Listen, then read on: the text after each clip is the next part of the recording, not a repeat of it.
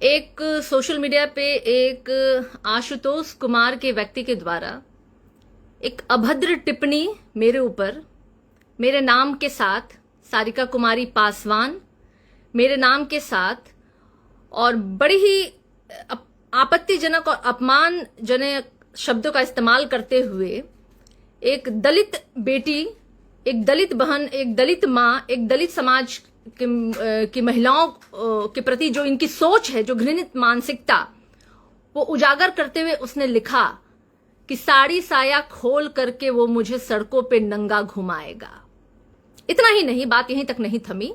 उसके बाद मुझे अनगिनत हजारों कॉल मुझे आए, लाइफ थ्रेटनिंग देते हुए, मुझे गाली देते हुए और मेरा अपमान करते हुए, और मुझे बार बार कहा जा रहा था कि आप माफी मांगिए, अन्यथा आपके साथ ये करेंगे, वो करेंगे। मैं पूरे हिम्मत के साथ, मजबूती के साथ मैं खड़ी रही अपनी बातों पे, क्योंकि मैं जानती हूं ये 1990 से पहले का दशक नहीं है, 1990 के बाद का दशक है। ये देश, ये समाज और हम वो है ना जो हमने भीम की रोटी खाई है। हम बाबा साहेब भीमराव अंबेडकर के आदर्शों पे चलने वाले हैं। हम, हमारे गार्जियन, हमारे अभिभावक लालू प्रसाद यादव जी के दिए हुए मजबूत अधिकार और उनके शब्दों के सहारे हम खड़े हैं आज, और ऐसी गीदड़ धमकी वाले लोगों से हम डरने वाले नहीं हैं। ये कह रहे थे कि साड़ी साया खोल के सड़कों पे घुमाएंगे। ये तो हुआ है पहले भी दलित महिलाओं को साड़ी साया खोल करके ऐसी घृणित सोच और ऐसी घृणित मानसिकता वाले लोगों ने ये काम किया। कोई पहली बार नहीं हुई है ये, इस तरह की बात जो हुई है पहले भी हुई है। लेकिन ये दिखा रहा है, ये कोई व्यक्तिगत टिप्पणी नहीं है, ये जातिवादी, धर्म, स्त्री विरोधी मानसिकता को, जो कि सदियों से चली आ रही है दलितों और महिलाओं के प्रति, ये वो दर्शा रहा है। ये दिखा रहे हैं कि कैसे इनके अंदर घृणा भरी हुई है हमारे प्रति।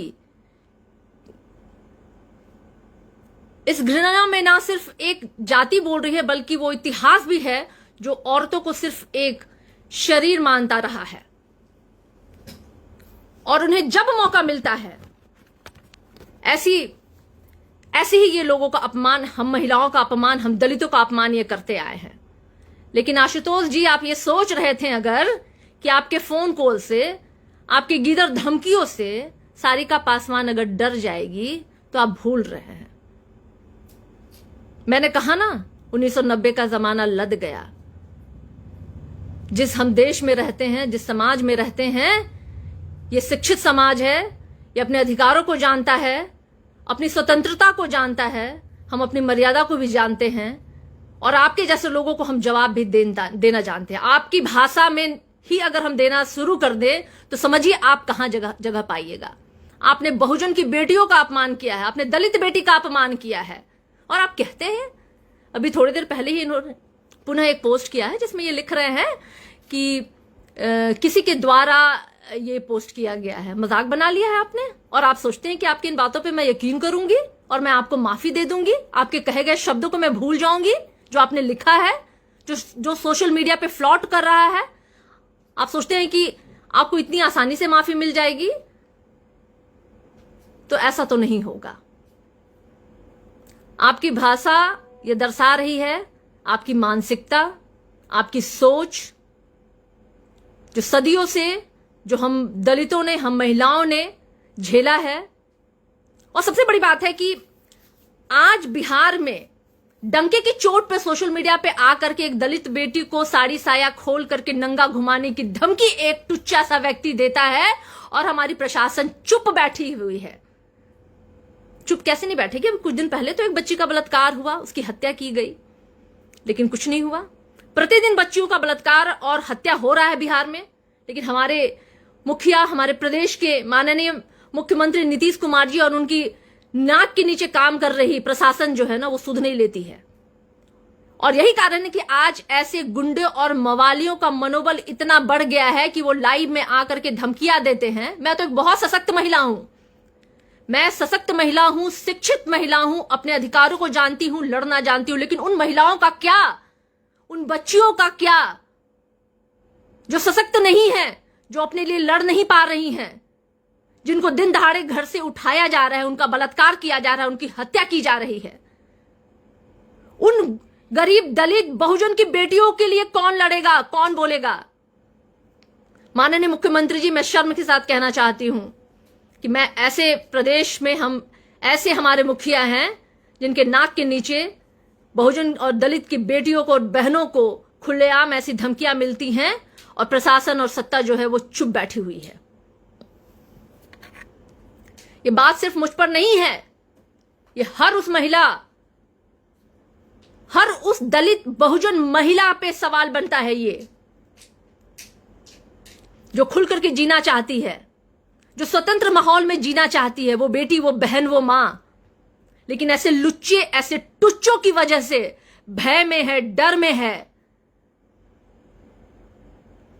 जो भाषा है उसे पुनः मैं कहूंगी कि एक बार लोग देखें और पढ़ें कि किस तरीके का भाषा का इस्तेमाल उसने एक दलित बेटी के लिए किया है। मेरे लिए नहीं सिर्फ है, वो संपूर्ण बहुजन की बेटियों के लिए है, वो दलित की बेटियों के लिए है।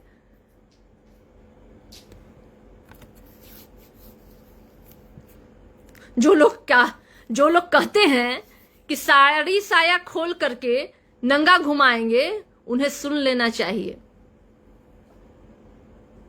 ये कोई पहली बार तो नहीं है, दलित महिलाओं के खिलाफ यौन हिंसा कोई अपवाद भी नहीं है, ये परंपरा रही है इनकी, और इस सोच की जड़ें जो है ना वो बहुत गहरी हैं। दलित, अगर कोई भी दलित औरत अगर अपनी जुबान खोलेगी तो उसे उसके शरीर को तोड़ देना है। उसे यही कारण है कि आज भी देश में हर दिन एक दलित 10-15 दलित बच्चियों के साथ बलात्कार हो रहा है, उनका तिरस्कार हो रहा है, उन्हें डराया जा रहा है, धमकाया जा रहा है। लेकिन मैं कतई इस पे चुप नहीं होना है। आशुतोष, आपको माफी मेरे तरफ से नहीं मिलेगी, कतई नहीं मिलेगी। आपने जो बोला है, जो आपने लिखा है, इसका जवाब आपको देना पड़ेगा। लेकिन आप एक बात जरूर मैं कहना चाहूंगी, खुले आपको चेतावनी देती हूं कि जिस मर्यादा को आपने तार किया है, जिस लिमिटेशंस को आपने पार किया है, समझ लीजिए अगर हमारा समाज उस दायरे को तोड़ देगा तो आपके लिए कहां जगह बचेगा।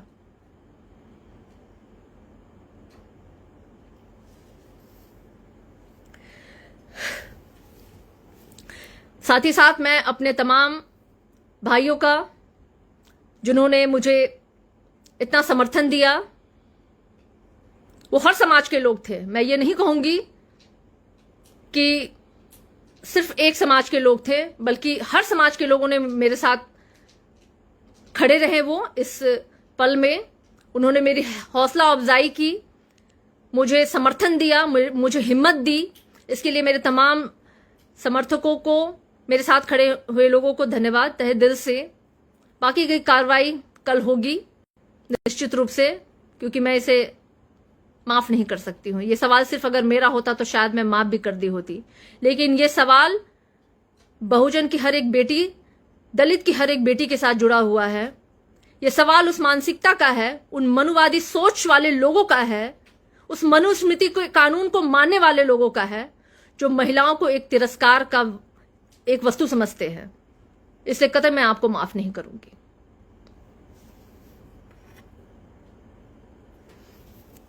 धन्यवाद।